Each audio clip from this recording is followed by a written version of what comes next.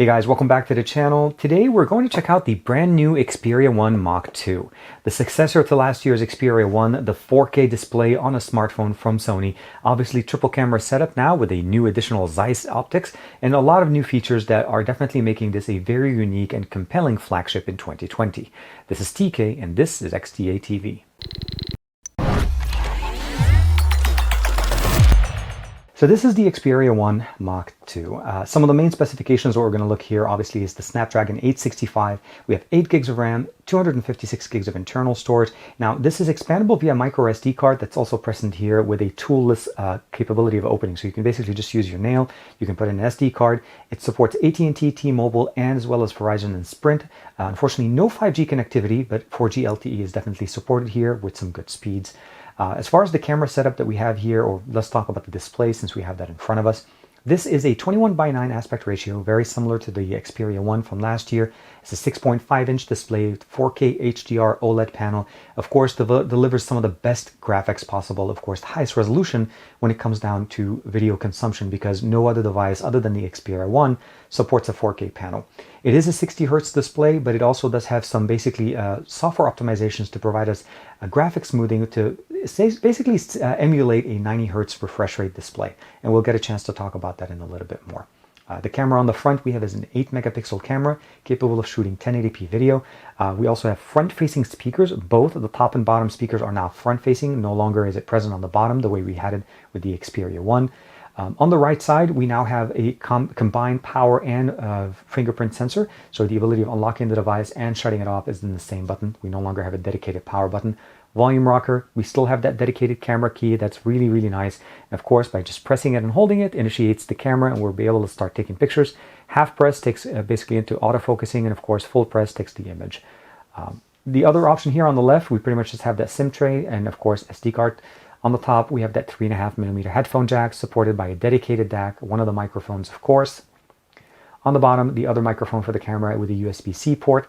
Now, the battery on this device has actually been upgraded to up to 4,000 milliamps and it's capable of being charged from 0 to 50% in about 15 minutes.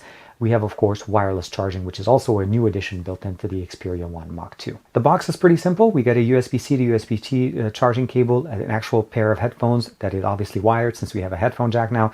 And of course, the unit that I have is a European style, but in the US, this is going to be available to pre-order starting June 1st. And you're able to actually pick up a pair of these guys. These are the true wireless headphones from Sony, up to $230 value for free if you pre-order between June 1st and the end of the month. We'll give you guys a link in the description below as soon as the pre-order option is available. But other than that, it's pretty much a standard box. Not much really special about that. We have Android 10.0 out of the box. The feed is on the left. On the right side, pretty much just applications. Swiping up takes us into the app drawer. I've installed a few games. I've also run a few benchmarks on this as well. So as far as Geekbench, we have 889 for single core, 3127 for multi-core. And when it comes down to actual Android Bench for the internal storage, as you can see here, internal read and write is actually pretty good. Again, 256 gigs of internal storage with 8 gigs of RAM supported by the Snapdragon 865. Front-facing speakers with Dolby Atmos configuration. Let's go ahead and go into the sound. And of course, we can definitely appreciate having the additional settings for Dolby Atmos, as well as upscaling for online streaming content. So for music playback, let's say from applications like Google Play Music and such, this is definitely going to help you get better audio performance. Last but not least, there's an intelligent wind filter that's built in. Other than that, we pretty much have the standard options, dynamic vibration, which is that 4D shock that we've seen in the past. And of course, I can turn it on and turn it off. It really actually showcases the benefit of being able to feel the sound as well as hearing it on the device. So it's great in movies to be able to basically feel any kind of like explosion shots or anything like that, as well as hearing them really clearly, either from the headphone jack or Bluetooth connectivity or even wired connectivity via USB-C. Some of the additional features that we have here as well is the fact that the creator mode is still present here, providing us up to 10-bit color with HDR specification on the 4K panel. Standard mode obviously turns on by default. You have the ability of turning on creator mode automatically whenever you launch certain applications. Currently, Netflix is supported. Video image enhancement enables us to actually get better brighter content on our display and enjoy it much more. You could definitely see the difference in here. The colors are richer, the green, obviously you can see the difference here, and it'll look even better when we start looking at motion. Just the overall smoothing of the content that we have present here. Last but not least is that motion blur capability that provides us basically an almost 90 Hz refresh rate experience where we have a 60 frames per second display here. So even though this is a 60 frames per second, it is going to basically give us a motion blur smoothing, mimicking closer an experience to a 90 Hz refresh rate. The white balance setting has also been updated to be able to give us some different presets, and now supporting D65 out of the box, all the way to D93 and all the way down to D50. We can customize from basically warm, cool, custom, all the way down to the level that you want to get the true color representation. But I definitely appreciate having the image enhancement with the creator mode, especially when you're running video, to be able to enjoy the content as the original, basically director or the way the movie was originally shot, to give you the best experience possible there. As far as the cameras that we have here, we have still triple 12 megapixel sensors on the back. Now there are different focal lengths. One is a 16mm, 24mm, 70mm, and we also now have a time of flight sensor, which is an iToF, enabling us to have better, basically, obviously autofocusing, but not only that, also the ability of getting better bokeh images using the back-facing sensor. The cameras that we have here, the 16mm, the wide-angle lens, has face detection and autofocus, while the 24 and the 70mm lenses, so basically the main sensor and the telephoto, give us the ability of having autofocusing, face detection, and OIS on both of those. And of course, the ability of getting up to 20 frames per second autofocusing whenever you're doing burst shots, with up to 60 times per second focusing on the subject, being for humans or cats, which is definitely very nice. We have IP65 and IP68 certification, really nice, and of course, the entire device looks a little bit nicer. And when it comes to the camera applications, we actually have a new camera app that was added from last year, as well as an update to the Cinema Pro application. First thing we'll jump over is there's a standard camera app. We have access to all the cameras, front-facing and back-facing. Using the standard camera app will basically, the limited factor is that we don't have 4K 60 frames per second. Although capable of providing us that experience using Cinema Pro, the standard camera application will give us a maximum of 1080p 30 at the front-facing camera and 4K 60 frames per second, 4K 30 frames per second on the main sensors on the back.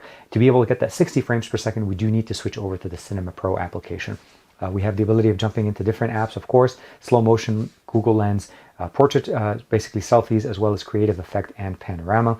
That dedicated button, again, just you can configure to either launch the standard camera application or the Photo Pro application. And as I mentioned to you guys, the Cinema Pro gives us the ability of jumping into 4K 60 frames per second on the main sensor. And unfortunately, we only have the way of using that with the 24mm lens. So we can't go with the 16 or the 70mm lens on the 4K 60. Although if we switch over to 30 frames per second, we then at this point have access to all three. Built-in level audio meter and the ability of using external audio from either the headphone jack or the USB-C, specifically only with the Camera Pro, well, the Cinema Pro application. And of course, the work in different projects and producing different content. Of course, setting up different looks. So you have the Venice, the opaque, the bright. You can customize it to your heart's content. And of course, we have the exposure meter right here. Conversely, the Camera Pro application gives us the experience that we normally used to using with obviously an alpha camera, or even like say an RX-7100 camera from Sony, from the control all the way from being either in automatic mode, priority shutter mode, manual mode, all the way down to the level that you want to be able to focus it.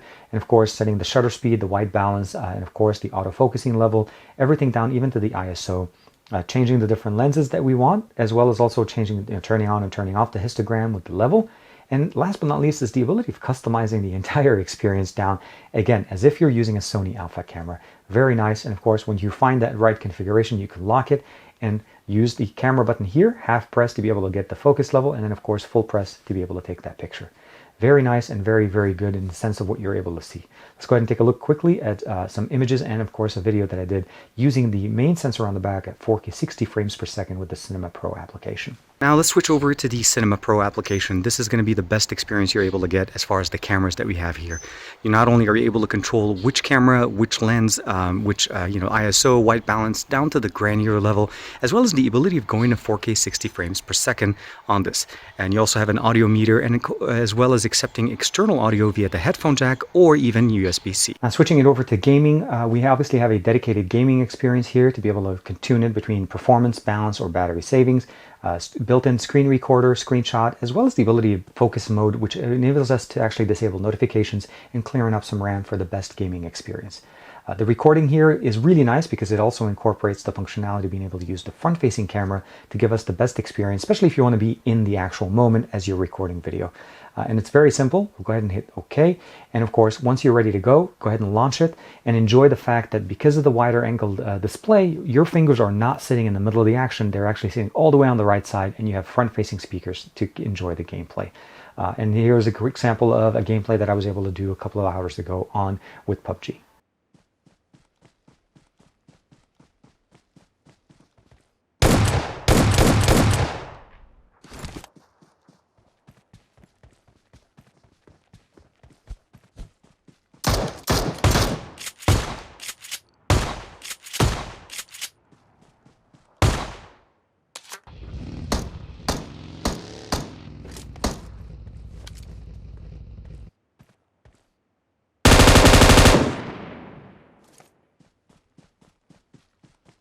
Now, to summarize the experience that we get here, I'm really excited about what they're doing with the brand new Xperia 1 Mark II.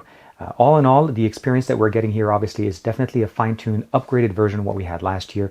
We don't have 5G, but again, 4G LTE is quite fast. We have brand new camera optics that are optimized by Zeiss, as well as basically giving us the experience almost like a Sony Alpha camera built into a smartphone with the help of the assisted new upgraded Cinema Pro app, as well as Photo Pro, that just basically take control of all of the sensors that you have here at the best possible way.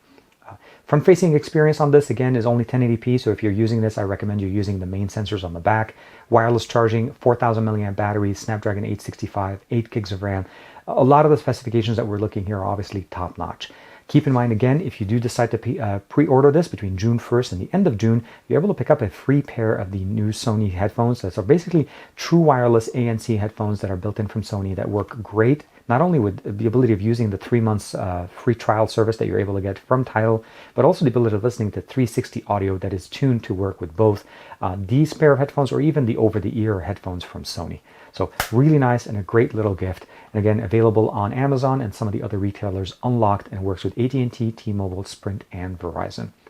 Let me know in the comments below, what do you guys think of the brand new Xperia 1 Mark II? Are you excited about it? For me, the experience of having a 4K display in the hand with a larger battery, great stereo speakers, a headphone jack, and wireless charging is really exciting, and I cannot wait to spend some more time and give you guys some additional videos. Of course, more content on this, talking about some of the main features that we can actually use to make sure that we enjoy this device to its fullest.